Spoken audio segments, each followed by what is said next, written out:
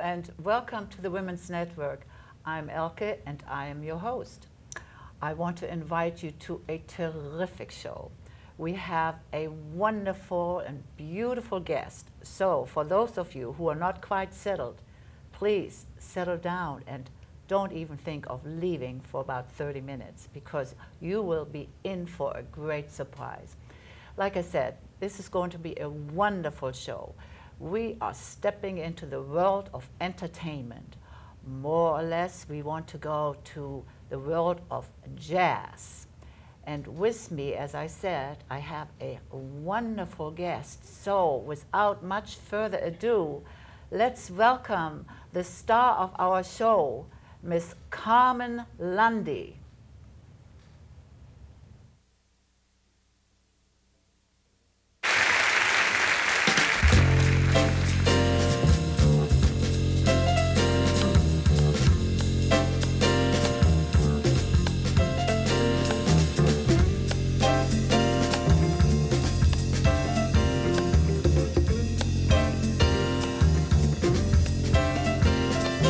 Lucky me, I'm in love again.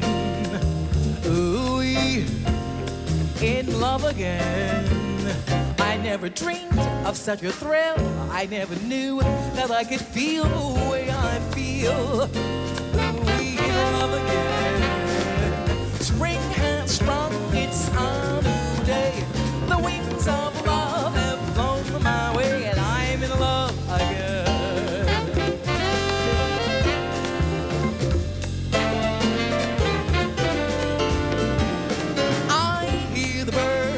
Singing melodies, they speak the words, I love you to me. From the moment I looked into your eyes, I knew that I was in trouble then. I'm in love again. I feel so young like the month of May. The winds of spring have blown my way, and I'm in love.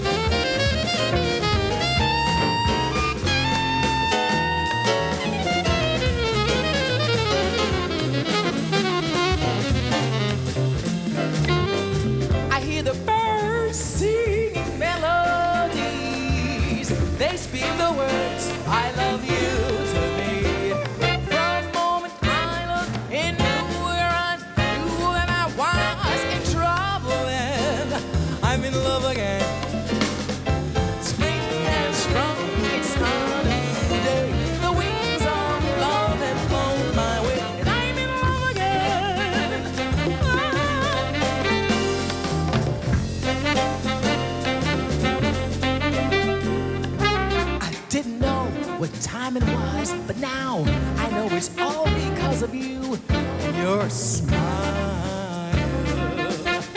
My head is way up above the clouds, so high, high, so high, so high.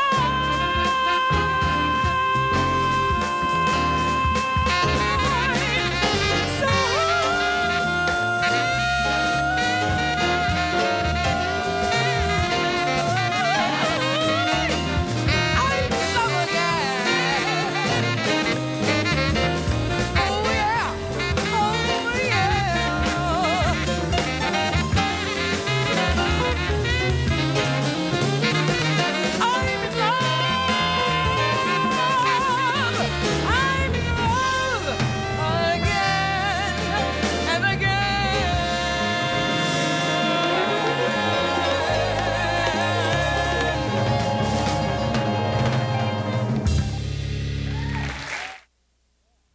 Oh, yes. Well, that was absolutely terrific. So I don't want to hold you in any more suspense. And here she is, Carmen. So nice to have you here. This was absolutely great. I'm still jumping. It sort of reminds me of my days then. Carmen, it's so great to have you here. Thank you. God, how did you get started? Wow. No, okay, that's a mouthful of a question. Let's see. I know, I got started as a youngster, tinkling my, picking out songs on the piano, teaching myself how to play the piano a little. And that was because my mother sang so well. She sang so great that as a child I thought if I could only get good enough to sing with her. So my whole objective for my entire childhood was to get so good that my mother would say, come and join our choir, which never happened. So I guess I'm still trying to get good enough to be in her choir. Right now she's somewhere in the behind the pearly gates still singing beautifully. So I guess I'm just so lucky that I was inspired to and supported by my mom, and she got me those piano lessons that I really desperately needed. And the rest has just been a matter of hit and miss, and doing it in high school, doing it, from the very earliest days. Well, on my notes, I have you actually went for more into the classical direction. Well, opera yes, but that was not necessarily, it's funny how you decide, oh, I'm going to be a singer when I grow up, but you have no idea what's involved and all the different things that it takes to really do well. And somewhere along the way, after getting into college, there were all these choices. Well, you could be a teacher if you want, or you can perform. If you want to perform, you have to do opera. That's it. That's all you get to do, teach or opera. So I chose opera. And in the course of doing the opera is when I learned about the jazz department at my school. And I was allowed to stay in the opera and try my hand at the jazz at the same time, which was the best of both worlds. And I couldn't have asked for a better plan. Well, anyway, that was from then to now, you have really created something. I mean, you have been written up in almost every music magazine and other publications with such wonderful flowing words. I mean, it's like flowery to read about you. You've been all over the world, and you have probably sung every song that you can think of. Now, I myself, I grew up with jazz. Being from Europe, we had our jazz cellars, and being, I hate to say teenagers because I don't think we really were teenagers, going at an early age, going to these jazz clubs and dancing to jazz. It was wonderful. And to hear you talk about your growing up and so on, I mean, it just brings back memory. But tell me a little bit about what you're doing now. What's your... Well, I've kind of grown into this discovery, actually. Somewhere along the way, when I decided that jazz was certainly the music I wanted to pursue, I went about learning every song, everything that had anything to do with jazz history. I learned that song, I sang that song, and sometimes, if I was lucky, I recorded it. And then something happened that had to do with looking at the great singers, Ella Fitzgerald, Billie Holiday, Sarah Vaughan, Carmen McRae, Shirley Horn, Nancy Wilson, listening to these great artists, including Barbra Streisand, I might add, and the woman from, just Diane thinking of Carl, Diane Carroll, but I was just thinking Diana of Carl? Oh, no, not necessarily, because I'm talking of the generation preceding me. Okay. So I'm thinking of all these great artists and what they've done and the contribution. I think, well, gee, Ella Fitzgerald, Tisca the Tasket, Billie Holiday, God Bless the Child. Barbra Streisand, People, The Way We Were. And I'm thinking, well, all these great artists brought new songs to the world. And I was thinking, well, gee, every song I was doing has been brought by some other singer and sung a lot better. And then I discovered that what I was looking for was my own contribution to this history of jazz voice. And through this discovery, I felt more and more compelled to find music and to sing songs that are new, that are part of this time that I come from. Exactly. And that, so that there was a link from the future, the past, Right. and that the present was somehow going to send me off in the direction of the That you future wanted to. of jazz vocal singing. So as a result, the composition. Now I find myself singing all these new songs, all this original music. Sometimes it's been written for me. More often than not, I've been the composer. So the composition, the composer in me started to develop and evolve.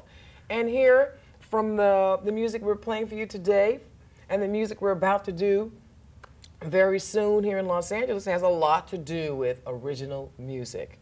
More or less, you have written the music, you have composed it. Oh God, I must give you a lot of credit. I mean, you are so multi-talented. Not just your voice, first of all, is exquisite. Thank you. I love your voice. I mean, when I first got your press package and listened to some of your songs, it was just beautiful. I kind of kept it in the background of doing my computer. But anyway. Very cool, very cool. It was just beautiful. So now I understand that your last album, you've almost composed every song. That is a fact. That is indeed the truth. That's the case. The last album is my first live recording. I have several recordings that you can certainly find, and if you kind of follow the number that's going to show up at the bottom of your screen, I'm sure you'll be able to get a lot more information about me after the show. So just pay attention to the number that you'll see on the screen. But yeah, there's a lot of music that I've written over the years, but it was really hard to find enough music to put into 2 hours, 2.5 hours, because I've written over 40 songs, or published 40. I think I've written a lot more. Right, and I understand you have something like 7 albums out. Yes, that's true. Mixed, naturally. Yes, yeah. And in those albums, for the most part, I'm singing some standards and some what I'll call new standards, which may indeed become additions to the Great American Songbook. We'll see. Time will tell.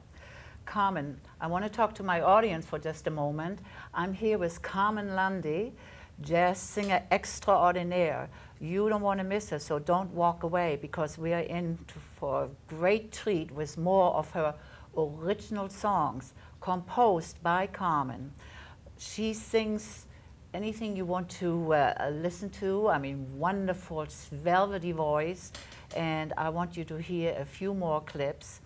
And if you want to know more about Carmen, please call the number at the end of the credits and get in touch with me, and I will tell you all about her.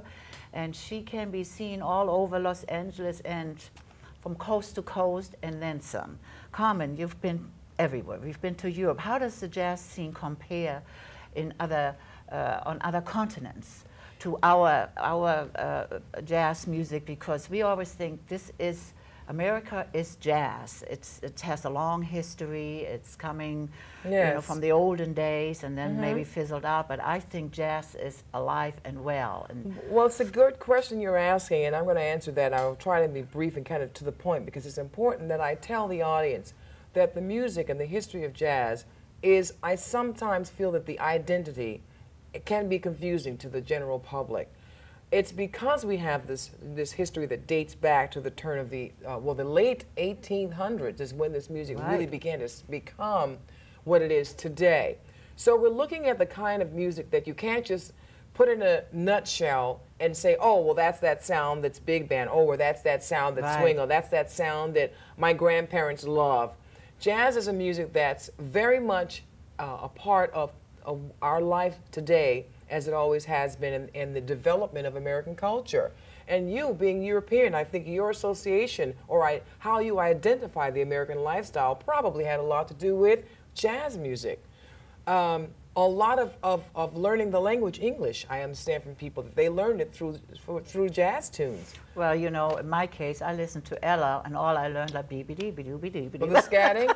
Yeah. Well, you know, that's another thing. Now, I'll say that. Now, that's another aspect of what I'm saying about jazz music that can be misleading to the public. Because as a vocalist, you might expect me to do that, but in that song you just heard, I didn't scat a note. Okay, let's hear another song. And listen. I'm not going to scan that either. Listen to your wonderful music, because we're halfway through the show and we don't want to miss a note. So, if we are ready here in the studio, we're ready.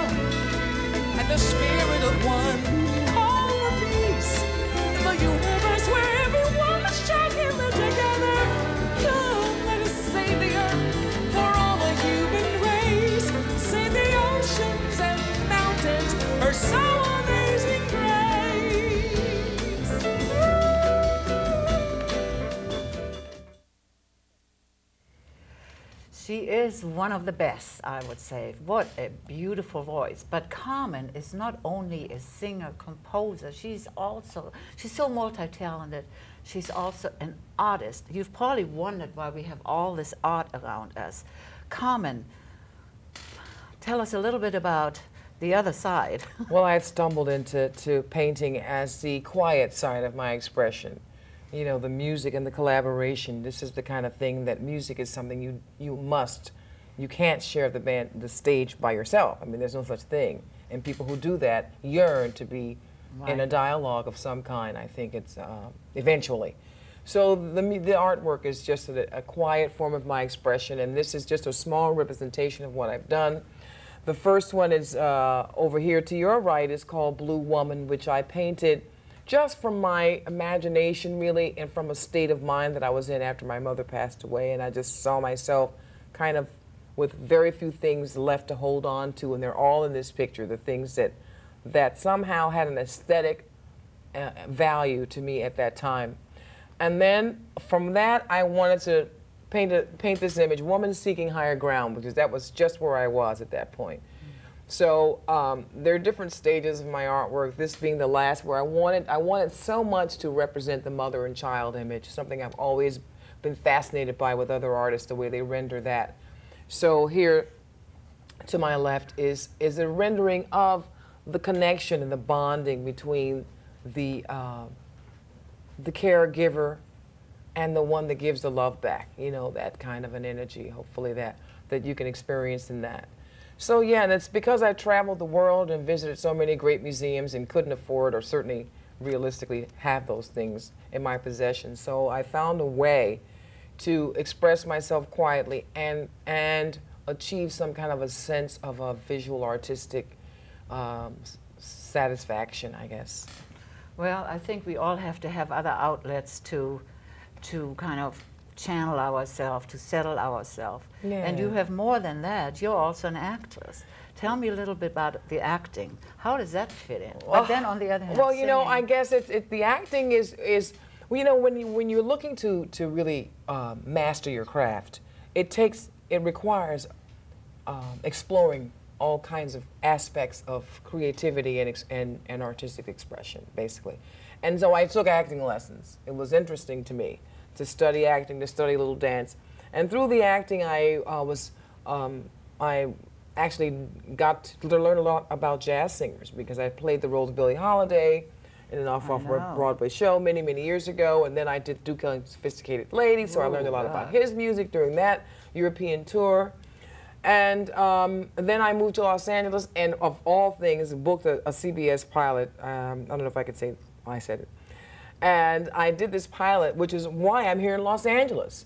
So I'm so glad, I must say, that I found out how important singing and to do my jazz and to do my jazz vocal and composing. I found out how important that is to me when I got that acting part, because I realized that I came here to say that this is indeed what I want to say to the public and do, is my singing. And I get to travel the world. Well, I tell you, Carmen, you are so multi-talented, and I want to hear another song. So I'm waiting for the engineers to give us the cue and hear some more of your beautiful voice. In the meantime, don't forget to call us, because this lady is hot, and she can be seen just about anywhere and everywhere. So call me.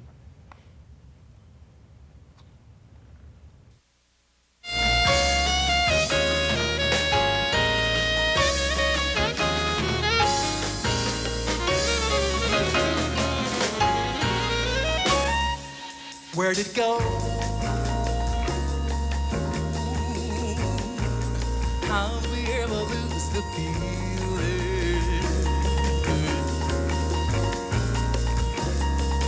What's wrong? I never thought that you'd believe it.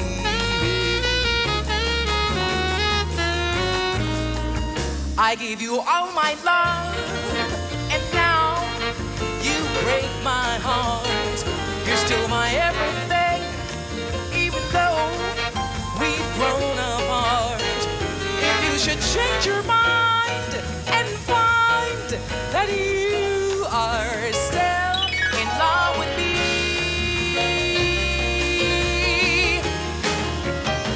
I'll give you more, much more love than you'll ever need. Please hear my plea.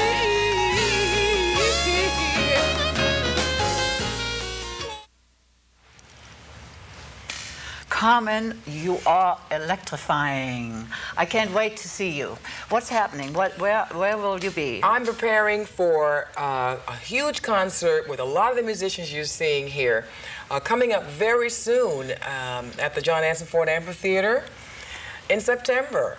Actually, not very long from there. I guess the 10th, perhaps, I think is the date. And we are just so geared up for this concert with some of the biggest names in jazz, including Regina Carter, Terry Lynn Carrington. I mean, the young, the budding talent, Robert Glasper, my brother Curtis Lundi on bass, Bob Hurst, Phil Upchurch, the great guitarist. You see him here in this footage. We've got 15 great musicians, including a harpist.